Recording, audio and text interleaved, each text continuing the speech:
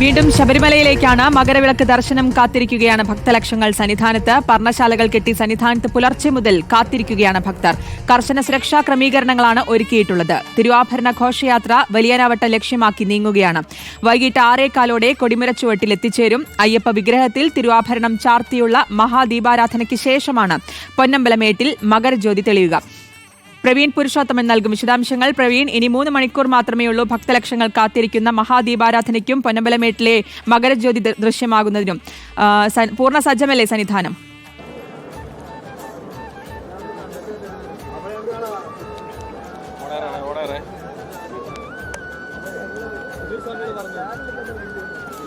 ശബരിമല ഇപ്പോൾ മുഴുവൻ ഭക്തി സാന്ദ്രമാണ്. എങ്ങും ശരണം വിളികൾ തന്നെയാണ്. ഇപ്പോൾ തിരുവാഭരണ ഘോഷയാത്ര സന്നിധാനം ലക്ഷ്യമാക്കി അതിൻ്റെ സഞ്ചാരം തുടർന്നുകൊണ്ടിരിക്കുകയാണ്.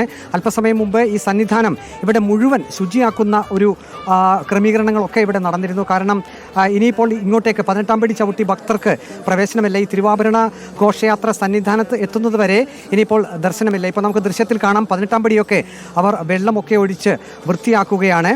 തിരുവാഭരണ ഘോഷയാത്രയെ സ്വീകരിക്കാനുള്ള ഒരുക്കങ്ങളാണ് ഇവിടെ നടക്കുന്നത്. ഇപ്പോൾ ദൃശ്യത്തിൽ കാണുന്ന ഞാനിപ്പോൾ നിൽക്കുന്ന ഈ സ്ഥലത്ത് വെച്ചായിരിക്കും തിരുവാഭരണ ഘോഷയാത്രയെ ദേവസ്വം വകുപ്പ് മന്ത്രി വി.എൻ. വാസവനൊപ്പം തന്നെ Devaswom board president PS. Prashant, മറ്റ് ബോർഡ് അംഗങ്ങൾ എന്നിവർ ചേർന്ന് സ്വീകരിക്കുക. അതിനുശേഷം നേരെ തിരുവാഭരണം നേരെ ശ്രീകോവിൽ ലക്ഷ്യമാക്കി അങ്ങോട്ടേക്ക് നീങ്ങും. അവിടെ തന്ത്രിയും മേൽശാന്തിയും ചേർന്ന് തിരുവാഭരണങ്ങൾ ഏറ്റുവാങ്ങും. അതിനുശേഷമാണ് തിരുവാഭരണം ചാർത്തിയുള്ള മഹാദീപാരാധന. അത് 6:30 തന്നെ നടക്കും. ഈ തിരുവാഭരണം ചാർത്തിയുള്ള മഹാദീപാരാധനയ്ക്ക് ശേഷമായിരിക്കും പൊന്നമ്പലമേട്ടിൽ മകരജ്യോതി തെളിയുക. അതിനുശേഷം ആ ഒരു മുഹൂർത്തത്തിനായാണ് കഴിഞ്ഞ 2-3 ദിവസങ്ങളിലായി ഭക്തജന ലക്ഷങ്ങൾ സന്നിധാനത്ത് തമ്പടിച്ചിരിക്കുന്നത്. ഇപ്പോൾ നമുക്ക് കാലാവസ്ഥയെ നമുക്ക് കാണിക്കാം. ആകാശം ഇപ്പോൾ തെളിഞ്ഞ ഒരവസ്ഥയിൽ തന്നെയാണ്. പക്ഷേ അല്പസമയം മുമ്പ് ഒരു മഴയുടെ ലക്ഷണമൊക്കെ ഉണ്ടായിരുന്നു. പക്ഷേ ഇപ്പോൾ പൊതുവെ ആകാശം തെളിഞ്ഞു നിൽക്കുകയാണ്. ഒരുപക്ഷെ മഴ പെയ്യുകയാണെങ്കിൽ അത് ഇവിടെ പർണശാലയൊക്കെ കെട്ടി നിൽക്കുന്ന 10,000-കണക്കിന് തീർത്ഥാടകർക്ക് അത് വലിയ ബുദ്ധിമുട്ടാകും. അപ്പോൾ അവർ അയ്യപ്പസ്വാമിയോട് അവിടെ പ്രാർത്ഥിക്കുകയാണ്, മഴയൊന്നും പെയ്യല്ലേ, ഈ അയ്യപ്പ ദർശനം ഒപ്പം തന്നെ മകരജ്യോതി ദർശനമൊക്കെ നല്ല കാലാവസ്ഥയിൽ തന്നെ ഞങ്ങൾക്ക് നൽകണമേ. അങ്ങനെയുള്ള പ്രാർത്ഥനയോടുകൂടി ജനലക്ഷങ്ങളാണ് ഇപ്പോൾ ഈ പരിസരത്തെല്ലാം, ഇപ്പോൾ ഈ ഭാഗത്ത്, അതായത് പാണ്ടിത്താവളം, ഒപ്പം തന്നെ ഈ 18-ാം പടിക്ക് താഴെ ഈ ഭാഗങ്ങളിലെല്ലാം തന്നെ, ആകാവുന്ന സ്ഥലങ്ങളിലെല്ലാം തന്നെ ഈ മകരജ്യോതി ദർശനത്തിനായി ആളുകൾ നിൽക്കുന്നത്. പ്രധാനമായും 3 പോയിന്റുകളിലായിട്ടാണ് ഇക്കുറി അനുമതി നൽകിയിരിക്കുന്നത്. അത് നിലയ്ക്കലിലാണെങ്കിൽ അത് അട്ടത്തോട്, ഒപ്പം തന്നെ അട്ടത്തോട് പടിഞ്ഞാറെ കോളനി, ഇലവുങ്കൽ, നെല്ലിമല, അയ്യന്മല, അങ്ങനെയാണ് നിലയ്ക്കലിൽ ഈ മകരജ്യോതി ദർശിക്കാവുന്ന ഇടങ്ങൾ എന്നുള്ളത്.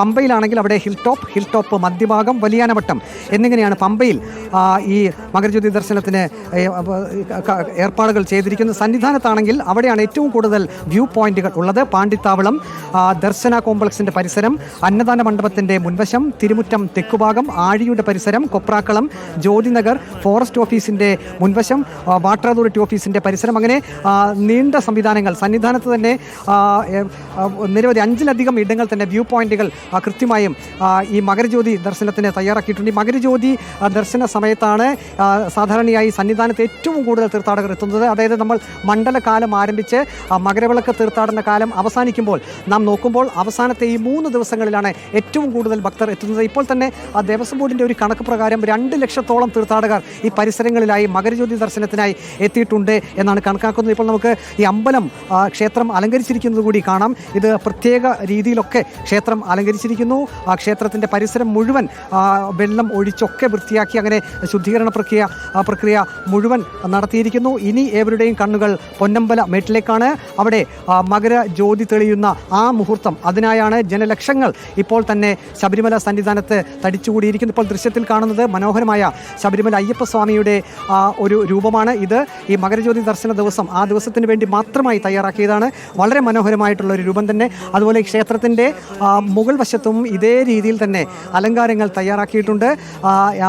ഈ അലങ്കാരങ്ങൾ ഇന്നലെയാണ് ഇത് തയ്യാറാക്കിയത്. മകരജ്യോതി ദർശന സമയത്ത് ഇവിടെ ക്ഷേത്രത്തിലെത്തുന്ന അയ്യപ്പ ഭക്തരെല്ലാം ഈ ക്ഷേത്രത്തിൻ്റെ ഈ ഒരു അലങ്കാരങ്ങൾ കൂടി അവരെ ആകർഷിക്കുന്നുണ്ട്.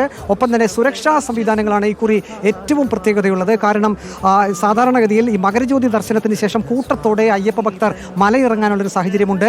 നമുക്കറിയാം, നേരത്തെയൊക്കെ വലിയ അത്യാഹിതങ്ങൾ ഉദാഹരണങ്ങളായിട്ട് എടുക്കാം നമുക്ക്. പക്ഷേ ആ ഒരു സാഹചര്യത്തിൽ ഇക്കുറി വലിയ സുരക്ഷ ഒരുക്കിയിരിക്കുന്നു.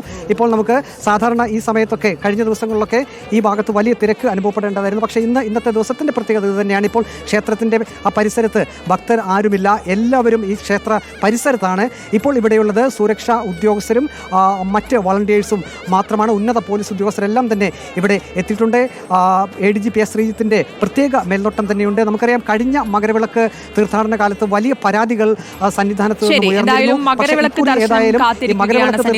പർണശാലകളടക്കം കെട്ടി സന്നിധാനത്ത് പുലർച്ചെ മുതൽ കാത്തിരിക്കുകയാണ് ഭക്തജനങ്ങൾ. സന്നിധാനത്ത് നിന്ന് പ്രവീൺ പുരുഷോത്തമനാണ് വിശദാംശങ്ങൾ നൽകിയത്.